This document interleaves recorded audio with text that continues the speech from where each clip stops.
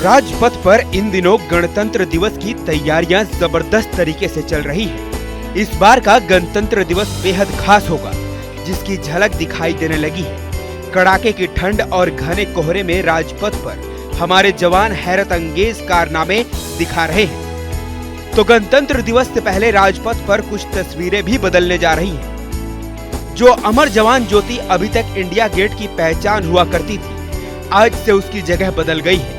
तो अब India gate पर नेताजी सुभाष चंद्र बोस भी नजर आएंगे। नेताजी सुभाष चंद्र बोस की 125वीं जयंती के उपलक्ष्य में प्रधानमंत्री नरेंद्र मोदी ने इंडिया गेट पर नेताजी की ग्रेनाइट से बनी भव्य प्रतिमा स्थापित करने की घोषणा की।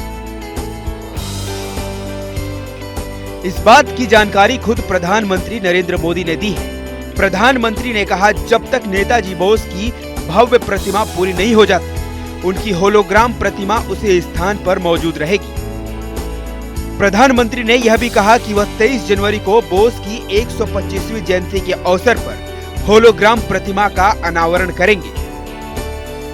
प्रधानमंत्री ने एक ट्वीट में कहा, ऐसे समय में जब देश नेताजी सुभाष चंद्र बोस की 125वीं जयंती मना रहा है, मुझे आपसे यह साझा करते हुए खुशी हो रही है कि ग्रेनाइट की बनी उनकी एक भव्य प्रतिमा इंडिया गेट पर स्थापित की जाएगी। यह उनके प्रति देश के आभार का प्रतीक होगा।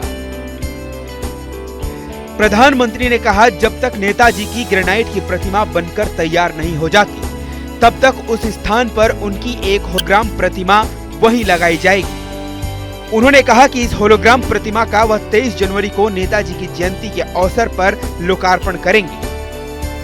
बहरहाल प्रधानमंत्री की यह घोषणा ऐसे समय में आई है जब इंडिया गेट पर स्थित अमर जवान ज्योति की लौ को राष्ट्रीय समर स्मारक पर जल रही लौ के साथ विलय किए जाने को लेकर केंद्र सरकार विपक्षी दलों के निशाने पर है। कांग्रेस ने इसे शहीदों का अपमान बताया है।